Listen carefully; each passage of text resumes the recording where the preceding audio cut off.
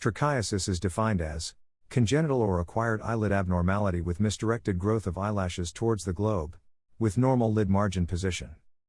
The misdirected lashes may be diffuse across the entire lid or in a small segment. Symptoms: ocular irritation, foreign body sensation, tearing, redness. Signs: misdirected eyelashes rubbing against the globe, conjunctival injection, superficial punctate keratopathy. Causes: idiopathic, eyelid scarring from trauma, Stevens-Johnson syndrome. Treatment: remove the misdirected lashes. Perform epilation and remove them at the slit lamp with fine forceps. Definitive therapy usually requires electrolysis, cryotherapy. Radiofrequency epilation, argon laser, eyelid surgery. Treat superficial punctate keratopathy with antibiotic ointment, for example erythromycin or bacitracin TID. Thank you.